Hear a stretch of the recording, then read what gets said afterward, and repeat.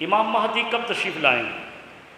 بعض لوگوں کا خیال یہ ہے کہ وہ پیدا ہو چکے ہیں، مگر یہ متفق فیصلہ ہے، اجماع ہے امت کا، جو بھی مسلک ہیں سب کا اجماع ہے امام مہدی کے آنے پر، یعنی اہل تشیع بھی اس بات کو مانتے ہیں، مگر ان کا عقیدہ یہ ہے کہ امام مہدی ظہور ہو چکے، امام مہدی جو ہے ان کا ظہور ہو چکا، اور اہل سنت والجماعت ہمارے نزدیک جو ہے ان کی پیدائش کو تو اللہ جانتا ہے پیدا ہوئے یا نہیں ہوئے، مگر ان کا ظہور نہیں ہوا، ابھی انہوں نے اعلان نہیں کیا اور وہ خود اعلان بھی نہیں کریں گے۔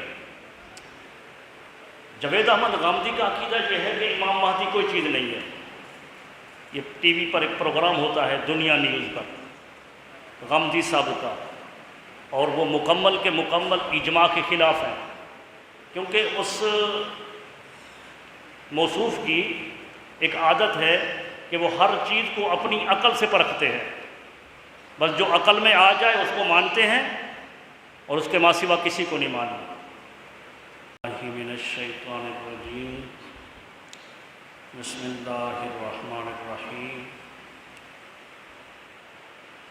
اقترب للناس حسابهم وهم فی غفلۃ معرضون، صدقت یا رب العالمین۔ رب اشرح لی صدری ویسر لی امری واحلل عقدۃ من لسانی یفقہوا قولی، صلاۃ و سلام علیک یا سیدی یا رسول اللہ۔ حمد و صلاۃ پر مشتمل مختصر ترین خطبہ کے بعد نہایت ہی واجب الاحترام معزز و محترم سامعین کرام، عزیزان گرامی قدر، اللہ رب العزت کے فضل و کرم سے اور اس کی دی ہوئی توفیق سے بندہ ناچیز نے آپ احباب کے سامنے 70ویں پارے سے پہلی آیت کریمہ کو تلاوت کیا ہے۔ یہ سورہ انبیاء کی پہلی آیت کریمہ ہے۔ ارشاد فرمایا، اقترب للناس حسابهم، قریب آ پہنچا لوگوں کے ان کا حساب، لوگوں کا حساب ان کے قریب آ پہنچا، وہم فی غفلۃ معرضون، درا حال کہ وہ غفلت میں اعراض کر رہے ہیں، روگردانی کر رہے ہیں۔ ہمارا حساب قریب ہے، اللہ رب العزت نے انسان کو ہمیشہ کے لیے پیدا فرمایا ہے، یعنی انسان کو فنا نہیں ہے، ہر چیز کو فنا ہے، قیامت میں ہر چیز کو ملیا میٹ کر دیا جائے گا، لیکن انسان کو فنا نہیں ہے۔ انسان کے لیے پھر آگے جنت اور جہنم کی زندگی ہے، اور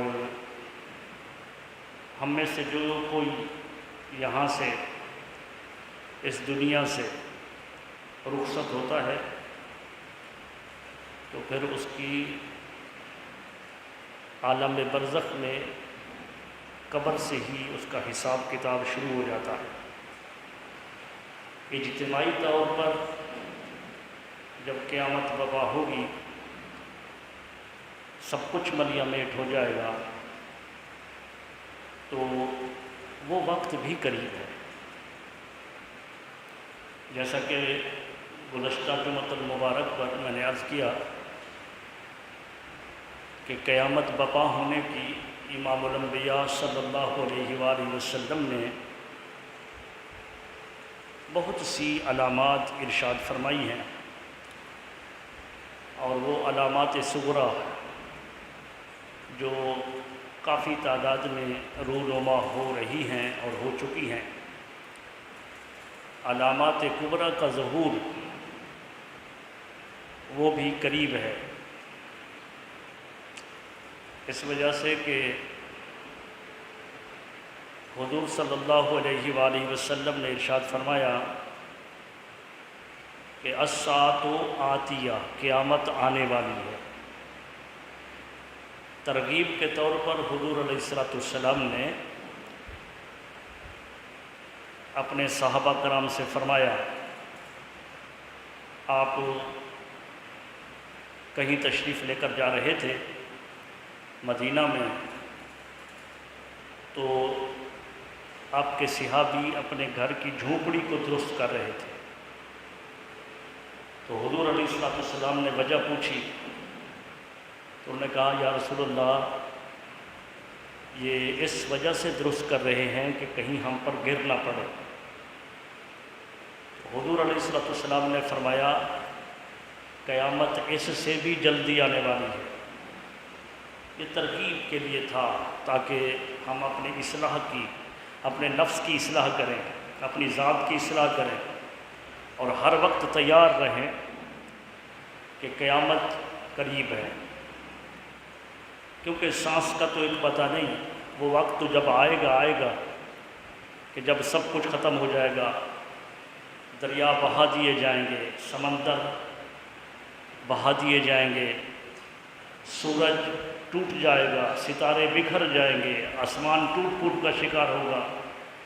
وہ تو وقت آئے گا جب آئے گا، لیکن ہمیں اپنی زندگی کے ایک سانس کا علم نہیں ہے کہ کب آ جائے۔ حضرت مولا علی شیر خدا رضی اللہ تعالیٰ عنہ وہ فرماتے ہیں کہ میں ایک سانس کا بھی مالک نہیں ہوں، ایک سانس کا مالک نہیں ہوں۔ یہ سانس جو اوپر جا رہا ہے، یہ بھی اس ذات کے قبضہ قدرت میں ہے کہ وہ واپس آنے دے یا نہ آنے دے۔ تو لہٰذا ہمیں تو ہر وقت تیار رہنا چاہیے۔ مومن کی یہ شان ہے کہ وہ قیامت کے لیے ہر وقت تیار رہے۔ اس وجہ سے کہا گیا کہ مومن دنیا کے اندر ایسے رہے جیسے ایک مسافر سفر کے دوران کہیں پڑاؤ کرتا ہے، اور اس پڑاؤ کے وقت وہ اپنے ٹھہراؤ کے لیے کوئی پختہ مکان نہیں بناتا، یہ ابھی بس تھوڑی دیر کے لیے آرام کیا پھر کوچ۔ تو ہمارا بھی یہی سلسلہ ہے، بس تھوڑے وقت کے لیے یہاں پڑاؤ ہے، اس کے بعد یہاں سے موت کے دروازے سے ہم عالم برزخ میں جائیں گے، پھر عالم برزخ سے ہم عالم محشر میں جائیں گے، عالم محشر سے ہم عالم آخرت میں جائیں گے۔ انسان کی زندگی کا سفر بڑا طویل ہے، کب سے چلا ہے؟ عالم علم الہی سے چلا ہے، جس کی بابت رب کائنات نے فرمایا الانسان سری وانا سرہ، انسان میرا راز تھا اور میں انسان کا راز۔ عالم علم الہی میں وقت گزارا، رب نے چاہا پھر ارواح کو پیدا کیا، عالم ارواح میں وقت گزارا، جب رب نے چاہا تو پھر ان کو مدر رحم کے اندر ایک 8-9 مہینے کا پیریڈ دیا، پھر پیدائش کے دروازے سے اس دنیا کے اندر بھیجا، پھر اس دنیا میں کسی کی زندگی 5 سال، کسی کی 50 سال، کسی کی 100 سال، پھر موت کے دروازے سے عالم برزخ کی طرف بھیجا، پھر عالم برزخ بھی ہمیشہ کی زندگی نہیں، اس کے بعد پھر عالم محشر ہے۔ تو انسان کی زندگی چلی آ رہی ہے اور چلتی جائے گی، اور اس کا اینڈ ہے عالم آخرت، اور آخرت میں انسان کی زندگی کا اینڈ نہیں ہے، ہمیشہ ہمیشہ کے لیے مومن کے لیے جنت ہے، اور ہمیشہ ہمیشہ کے لیے کافر کے لیے جہنم ہے۔ تو رب کائنات کے پیارے حبیب صلی اللہ علیہ وآلہ وسلم نے قیامت کب آئے گی اس کے متعلق کچھ علامات ارشاد فرمائی، جس پر میں نے گزشتہ جمعۃ المبارک پر کچھ گزارشات آپ احباب کے سامنے رکھی۔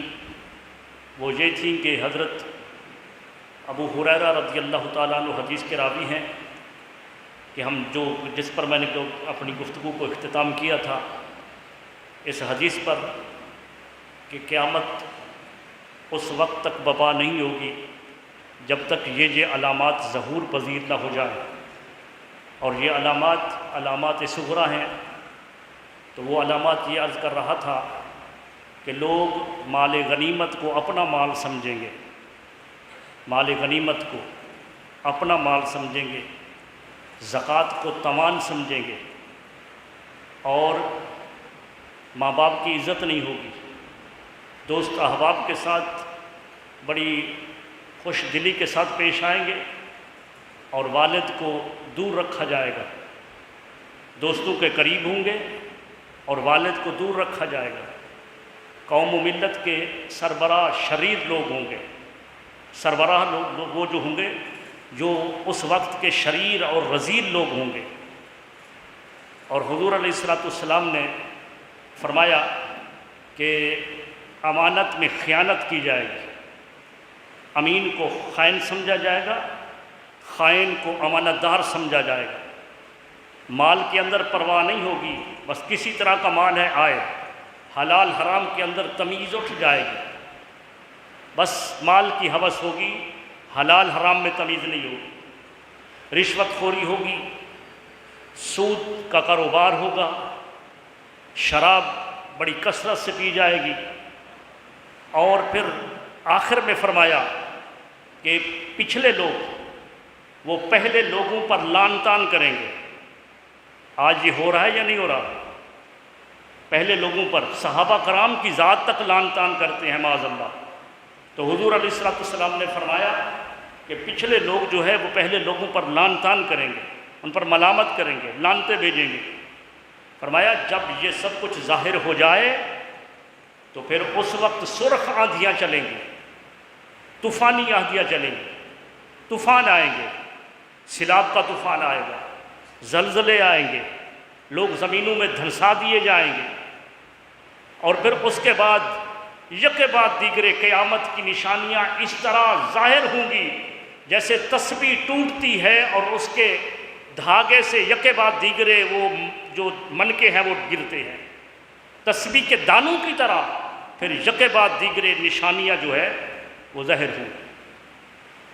تو یہ میں عرض کر رہا تھا، ایک حدیث کے حوالے سے، صرف ایک حدیث ہے یہ، جس کو نعمان بن ثابت یعنی امام اعظم ابو حنیفہ نے شرح فقہ اکبر کے اندر بیان کیا۔ یہ میں گزشتہ جمعۃ المبارک پر اس حدیث کو بیان کرنے کے بعد میں عرض کر رہا تھا کہ اس کے بعد علامات صغریٰ کے بعد علامات کبریٰ کا ظہور ہوگا، اور علامات کبریٰ امام مہدی سے لے کر پھر آگے قیامت تک وہ علامات کبریٰ ہوں۔ امام مہدی کب تشریف لائیں گے؟ بعض لوگوں کا خیال یہ ہے کہ وہ پیدا ہو چکے ہیں، مگر یہ متفق فیصلہ ہے، اجماع ہے امت کا، جو بھی مسلک ہیں سب کا اجماع ہے امام مہدی کے آنے پر۔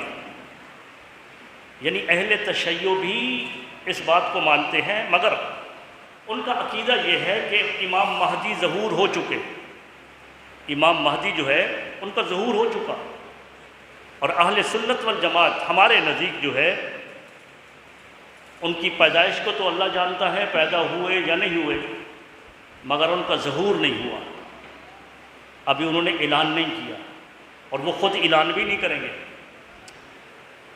جاوید احمد غامدی کا عقیدہ یہ ہے کہ امام مہدی کوئی چیز نہیں ہے۔ یہ ٹی وی پر ایک پروگرام ہوتا ہے دنیا نیوز پر، غامدی صاحب کا، اور وہ مکمل کے مکمل اجماع کے خلاف ہیں، کیونکہ اس موصوف کی ایک عادت ہے کہ وہ ہر چیز کو اپنی عقل سے پرکھتے ہیں، بس جو عقل میں آ جائے اس کو مانتے ہیں، اور اس کے ماں سوا کسی کو نہیں مانتے۔ اور اس سے سوال کیا گیا عیسیٰ علیہ السلام کے متعلق اور مہدی رضی اللہ تعالی عنہ کے متعلق، تو موصوف نے جواب دیا کہ عیسیٰ علیہ السلام پر تو سب متفق ہیں، لیکن مہدی کے لیے صرف لوگوں کی زبان پر ہے پورا قرآن خالی پڑا ہے، قرآن خالی پڑا ہے۔ تو میں موصوف سے پوچھنا چاہتا ہوں کہ قرآن میں جو چیز نہ ہو تو اس کو نہیں مانیں گے؟ قرآن میں تو مکمل نماز کا طریقہ نہیں ہے، زکوٰۃ کا طریقہ نہیں ہے، اور حدیث مبارکہ کے حوالے سے کہتے ہیں کہ اگر کچھ حدیثیں آئی بھی ہیں تو ضعیف ہیں۔ یہ سیاستہ کی کتابیں، ان میں سے 3 کتابیں جو اس وقت میری لائبریری میں موجود ہیں، ساری کتابیں موجود ہیں لیکن جو 3 بھی موجود ہیں، نسائی، ترمذی، ابو داؤد، ان تینوں ائمہ کرام نے امام مہدی کے ابواب قائم کیے ہیں اپنی اپنی کتابوں کے اندر۔ ایک حدیث کی بات نہیں، حدیث کے ابواب ہیں، ہر کسی نے باب قائم کیا ہے۔ حضور علیہ السلام نے فرمایا میری امت میں مہدی آئے گا، حضور نے نام بھی بتایا، اس کا نام محمد ہوگا، میرے نام پر اس کا نام ہوگا، وہ میری بیٹی فاطمہ زہرا کی اولاد سے ہوں گے، حضور نے سب کچھ بتا دیا۔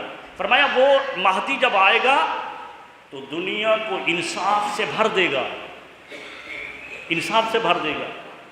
یہ حدیث پاک کے اندر اگر کم علمی کی وجہ سے اور کم یہ مطالعہ کی وجہ سے کوئی اگر احادیث تک نہ پہنچ سکے تو کم از کم حدیث کا انکار تو نہ کرے۔ اور جس حدیث کو امام ترمذی، امام ابو داؤد، وہ جس حدیث کو جید کہہ رہے ہیں، جس کو صحیح حدیث کہہ رہے ہیں، موصوف ان کے متعلق کہے نہ ضعیف ہے، تو یہ حق نہیں بنتا ہے۔ امام مہدی پر سبھی کا عقیدہ ہے، تمام مسلک کا عقیدہ ہے، ہمارے جتنے بھی مسلک ہیں، مسلمانوں کے جتنے فرقے ہیں، تمام کا عقیدہ ہے۔ میں نے صرف بتا دیا کہ صرف اہل تشیع کا بھی عقیدہ امام مہدی آئے گا، مگر وہ کہتے ہیں کہ آ چکا، اور ہمارا عقیدہ یہ ہے کہ وہ نہیں آیا۔ اس وجہ سے وہ کچھ علامات ہیں وہ ظاہر رو پذیر نہیں ہوئی۔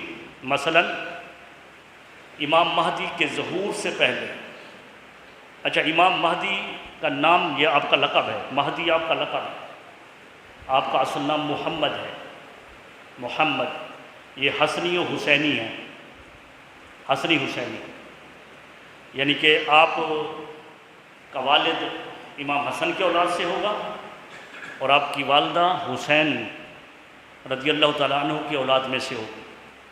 مکہ میں پیدا ہوں گے، کب پیدا ہوں گے نہیں ہے علم، مکہ میں ہوں گے، اور پھر مکہ میں جب پیدا ہوں گے تو کئی لوگ دعویٰ کر چکے، یہ قادیانی نے بھی سب سے پہلے مہدی ہونے کا دعویٰ کیا تھا، مرزا قادیانی نے، اس نے سب سے پہلے دعویٰ کیا تھا اپنے آپ کا مہدی ہونے کا۔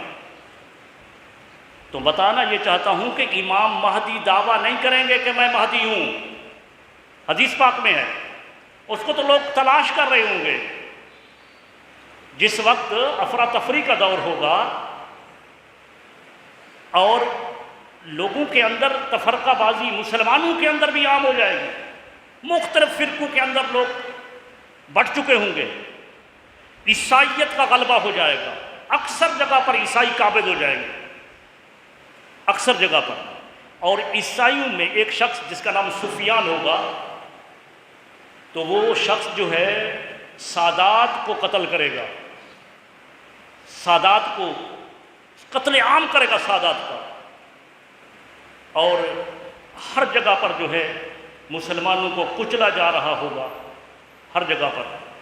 تو اس وقت جو ہے لوگ امام مہدی کا انتظار کر رہے ہوں گے اور اس کو تلاش کریں گے کہ امام مہدی کہاں ہیں۔ تو امام مہدی جو ہے وہ ہوں گے مدینہ میں، کیونکہ ان کی پیدائش بھی حدیث پاک میں آیا مدینہ میں ہے، وہ مدینہ میں ہوں گے، لیکن چونکہ وہ امیر بننا نہیں چاہتے تھے، امیر بننا نہیں چاہیں گے وہ، جیسے مرزا نے خود دعویٰ کیا، تو اس کے جھوٹے ہونے کی سب سے پہلی دلیل جو حدیث پاک سے ثابت ہے وہ یہ ہے کہ امام مہدی وہ ہوں گے جو امیر بننا نہیں چاہیں گے، وہ تو چھپ رہے ہوں گے۔ اور ایک محمد اٹکی نے بھی سب سے پہلے دعویٰ مہدی ہونے کا کیا تھا، پھر نبوت کا دعویٰ کیا۔ اس کی جماعت کے جو عبادت گاہیں ہیں وہ آپ کی کراچی میں موجود ہیں، اور اس کا سب سے بڑا وجود بلوچستان میں موجود ہے۔ اس جماعت کا نام ہے ذکری فرقہ، ذکری، ذکر کرنے والے، یعنی کہ میں اس کو کھول کر گفتگو تو نہیں کرتا ورنہ اسی پر ٹائم ختم ہو جائے گا۔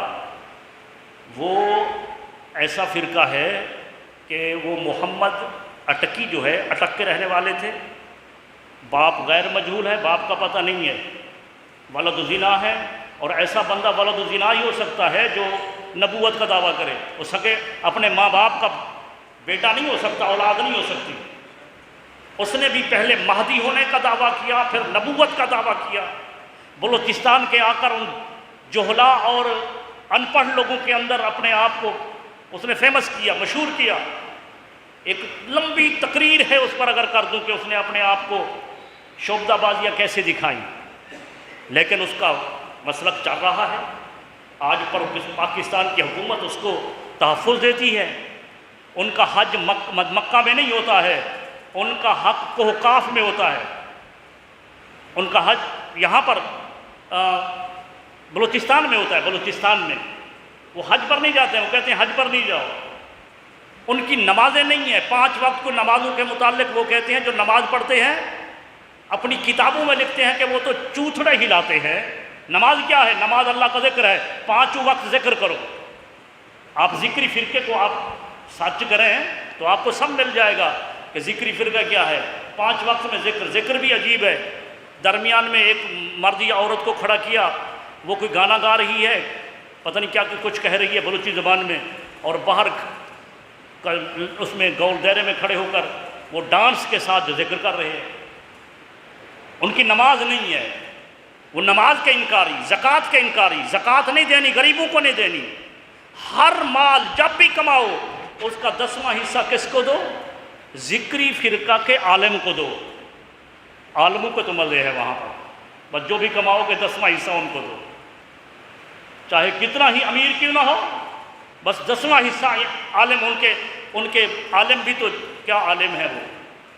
تو میں بتانا یہ چاہ رہا تھا کہ اس پر اگر گفتگو کروں پھر وقت وہی ضائع ہو جائے گا، اس باتوں پر وقت ضائع نہیں کرنا چاہتا کہ محمد اٹکی نے بھی پہلے مہدی ہونے کا دعویٰ کیا، اور مرزا نے بھی پہلے مہدی ہونے کا دعویٰ کیا، اور لوگوں نے بھی مہدی ہونے کا دعویٰ کیا۔ ان کے جھوٹا ہونے کی سب سے بڑی دلیل یہ ہے کہ امام مہدی اپنے مہدی ہونے کا یا امیر ہونے کا دعویٰ ہی نہیں کریں گے۔ حدیث پاک میں ہے کہ وہ تو چھپ رہے ہوں گے، لوگ تلاش کر رہے ہیں ان کو، وہ چھپ رہے ہیں۔ لوگ مدینہ میں تلاش کر رہے ہیں، علماء کرام ان کی علامات کو پا کر مدینہ میں تلاش کر رہے ہیں، اور وہ وہاں سے چھپ کر مکہ میں آ گئے ہیں، مکہ کے اندر۔ تو مکہ کے اندر جو ہے وہ وہاں پر ہوں گے، لیکن وہاں پر علماء کرام جو ہے امام مہدی کو پہچان لیں گے علامات سے، جو حدیث پاک میں آیا۔ کہاں پہچانیں گے؟ وہ حجر اسود اور مقام ابراہیم کے درمیان میں امام مہدی کو علماء کرام پہچان لیں گے، اور ان سے عرض کریں گے، ریکویسٹ کریں گے، عرض کریں گے کہ ہم آپ کے ہاتھ پر بیعت کرنا چاہتے ہیں۔ وہ نہیں مانیں گے۔ بھئی امام مہدی آپ دیکھو زبردستی مان رہے ہیں لوگ امام مہدی، لیکن وہ اس وقت بھی نہیں مان رہے ہوں گے، لیکن لوگوں کے اصرار پر جب وہ مانیں گے تو بیعت کس چیز پر ہوگی؟ بیعت کس چیز پر ہوگی؟ عبادت نماز روزے پر؟ نہیں، عبادت نماز روزے پر بیعت نہیں ہوگی، بیعت جہاد پر ہوگی، جہاد پر، قتال پر۔ اگر میری بیعت کرنا چاہتے ہو، مجھے اپنا امیر ماننا چاہتے ہو، آؤ میرے ہاتھ پر بیعت کرو کہ میرے ساتھ جہاد کرو گے، کافروں سے لڑو گے۔ یہ جو ملیا میٹ کر دیا ہے، ہر چیز کو نیست و نابود کر دیا عیسائیوں نے، ہر جگہ پر عیسائیوں کا تسلط ہے، تو اپنے ماننے والوں کو کہیں گے کہ آؤ میرے ہاتھ پر بیعت کرو کہ ان کے ساتھ قتال کریں گے۔ امام مہدی کا آنا کوئی خوشی کی بات نہیں ہے، خوشی کی بات ہے۔ یہ جو ٹھنڈے اے سی کے اندر سونے والے روشن خیال پاکستانی، اور روشن خیال مسلمان جن کو اپنے دھن دولت اتنا عزیز ہے کہ انہیں نماز تک نہیں آتی، کیا خیال ہے وہ امام مہدی کو مان لیں گے؟ امام مہدی پر وہ ایمان لے آئیں گے جہاد پر؟ یہ آزمائش کی گھڑی ہوگی۔ مسلمان 3 حصوں میں تقسیم ہو جائیں گے۔ ایک حصہ وہ ہوگا جو امام مہدی کو سرے سے مانیں گے ہی نہیں، وہ نہیں چھوڑنا چاہتے اپنی جائیداد کو، اپنی مال و دولت کو، وہ جہاد نہیں کرنا چاہتے۔ یہ عیسائیوں نے یہی تو چال چلی ہے، یہود و نصارہ نے۔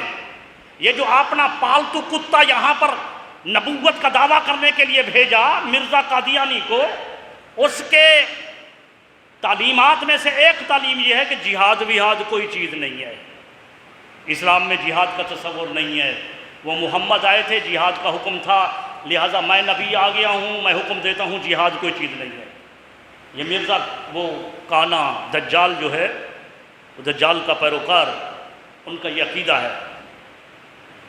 تو اس وقت بھی صاف ظاہر ہے ہمارے پاس پھر دلیلیں تو بہت ہوتی ہیں نا، دلیلیں بہت ہیں، تو ہم اس وقت بھی روشن خیال لوگ دیں گے دلیلیں کہ نہیں مہدی کو ہم نہیں مانتے۔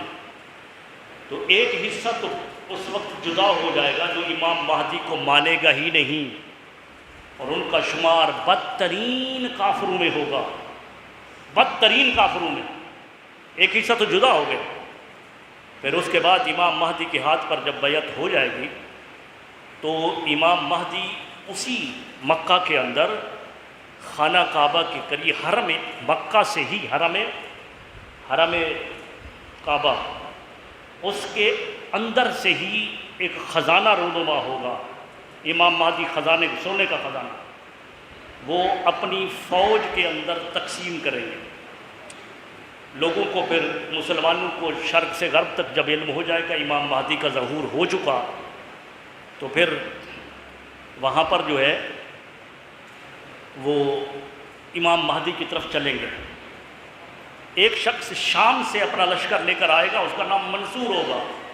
منصور وہ ایک لشکر جرار لے کر امام مہدی کی حمایت کے لیے نکلے گا، اور ادھر سفیان نامی جو شخص ہوگا جو امام مہدی سے پہلے مسلمانوں کا قتل عام، بالخصوص سادات کا قتل عام کر رہا ہوگا، تو جب وہ مہدی کا سنے گا کہ اس کے پاس لوگ جمع ہو رہے ہیں تو وہ بھی ایک بہت بڑا لشکر لے کر وہ مکہ کی طرف پیش قدمی کرے گا۔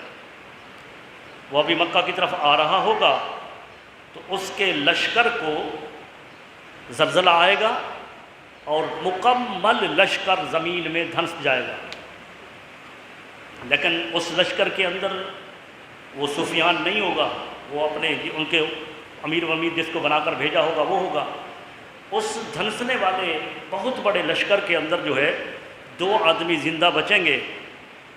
ایک اس بات کو دیکھ کر مہدی پر ایمان لے آئے گا کہ دیکھو یہ سارا لشکر ہمارا دھنس گیا تو مہدی ضرور حق پر ہیں، تو وہ مہدی کی طرف دوڑ پڑے گا، اور ایک شخص سفیان کی طرف دوڑ پڑے گا، سفیان کی طرف واپس جائے گا، ان کو خبر دے گا کہ لشکر تباہ ہو گیا، اور ایک امام مہدی کے پاس ان پر ایمان لانے کے، ان پر بیعت کے حوالے سے امام مہدی کے پاس آئے گا۔ تو امام مہدی پھر جہاں پر کیونکہ لشکر تیار ہو رہا ہوگا، اور ادھر عیسائی جو ہے وہ شام روم کے اندر ایک بہت بڑا لشکر تیار کریں گے وہ بھی، یہاں تک کہ حدیث پاک میں آیا کہ اس لشکر کے 80 جھنڈے ہوں گے۔ جو عیسائی مسلمانوں کے خلاف ایک لشکر کشی کریں گے تو اس لشکر کے 80 جھنڈے ہوں گے، اور ہر جھنڈے کے نیچے 12,000 کا لشکر ہوگا، ایک ایک جھنڈے کے نیچے۔ اب اس کا کیلکولیٹ کر رہے ہیں، حدیث پاک میں یہی آیا کہ ہر جھنڈے کے نیچے جو ہے 12,000 کا لشکر ہوگا، اور یہ مکمل لشکر جو ہے پھر تیار ہوگا امام مہدی سے ٹکرانے کے لیے۔ اور وہ امام مہدی پھر وہاں سے مکہ سے چل پڑیں گے براستہ مدینہ، دمشق آپ تشریف لے آئیں گے، تو دمشق کے مقام پر پھر ان لشکر جرار جو عیسائیوں کا ہوگا اس کے ساتھ جنگ ہوگی، قتال ہوگا، اور اس جنگ کے اندر پھر مسلمانوں کی آزمائش ہوگی۔ آپ نے سنا نا کہ پہلے ایک گروہ تو وہاں بھاگ گیا تھا، اس نے تو امام مہدی کو ماننے سے انکار کر دیا، مسلمانوں کا 1/3 حصہ۔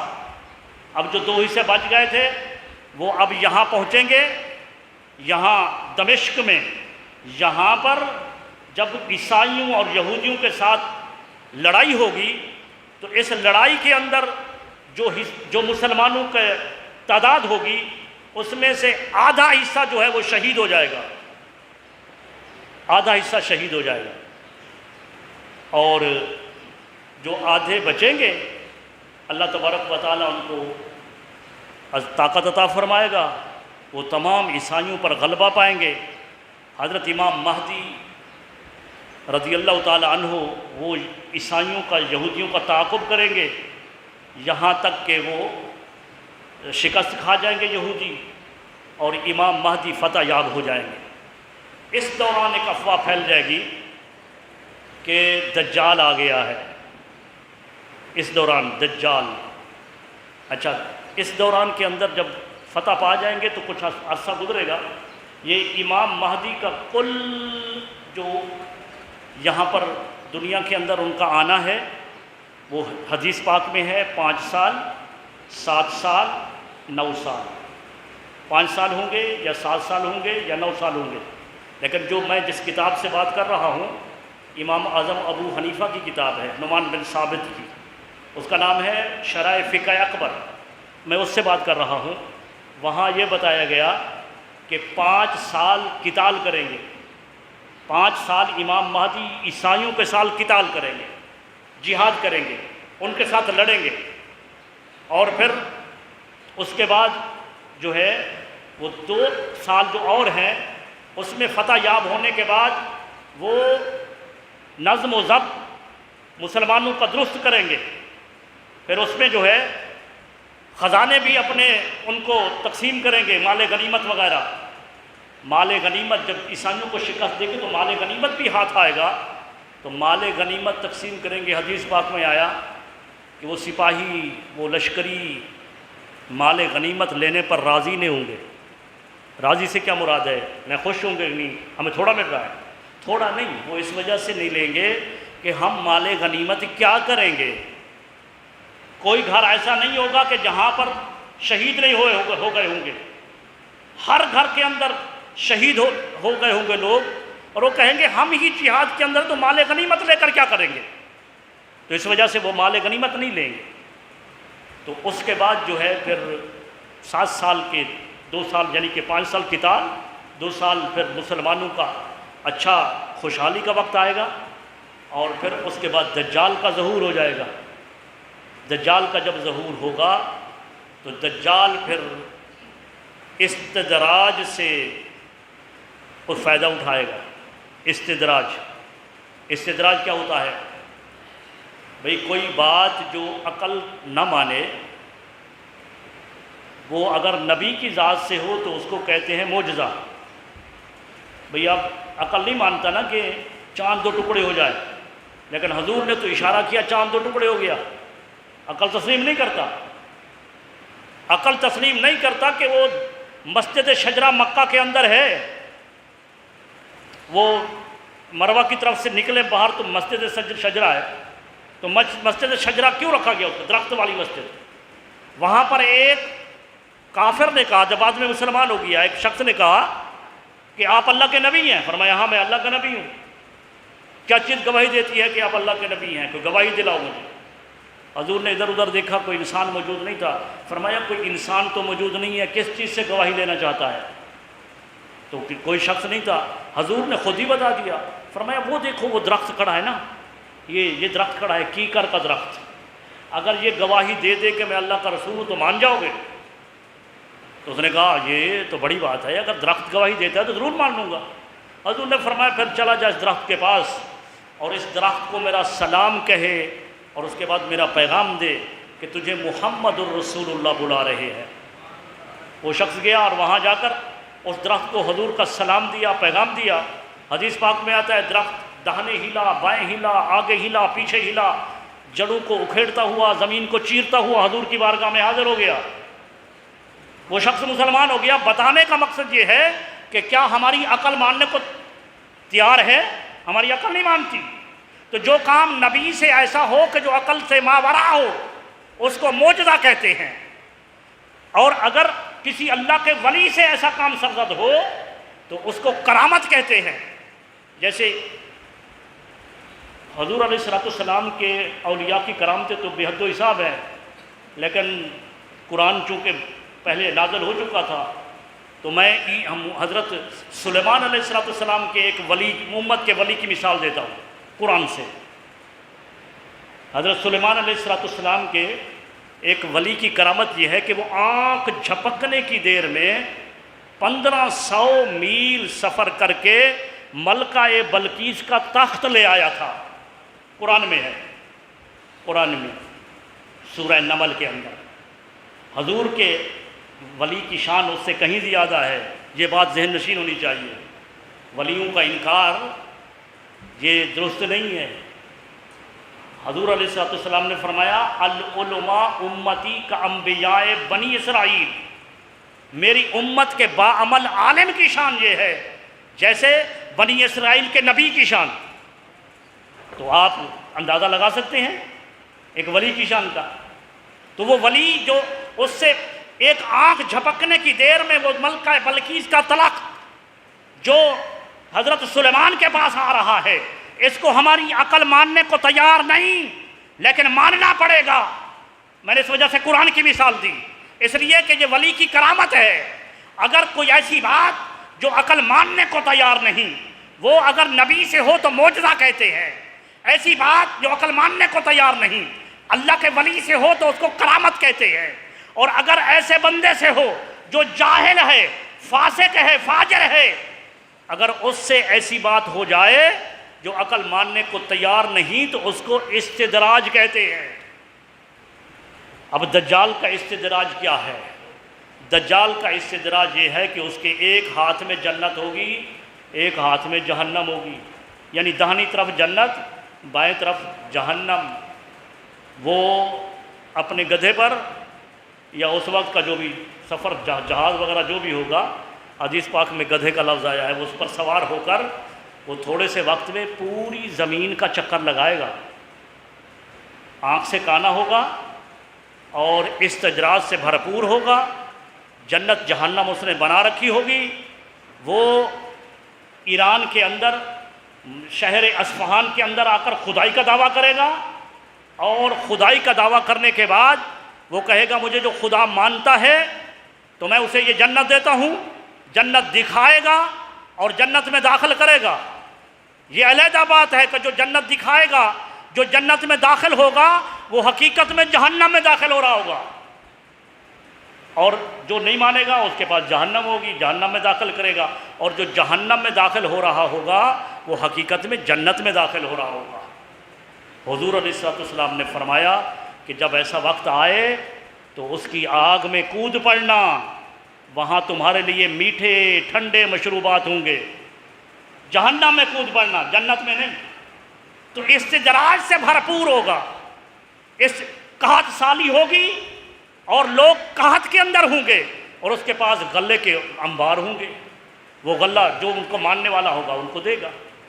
اب اس دوران جو ہے وہ ایک بھرپور لشکر تیار کر لے گا، بھرپور لشکر تیار کرے گا، اور پھر مسلمان جہاں بھی ہوں گے ان کو قتل و غارت ہوگی، یہاں تک کہ دمشق کی جامع مسجد کے اندر حضرت عیسیٰ علیہ السلام کا نزول ہوگا، دمشق کی مسجد میں۔ اور وہاں پر حدیث پاک میں آیا کہ لوگ جو ہے وہ دجالی فتنے سے، ان کی فوج سے مسلمان بہت سے شہید ہو گئے ہوں گے، اور پھر لوگ اس سے دجالیوں سے بچنے کے لیے غاروں میں پناہ لیں گے۔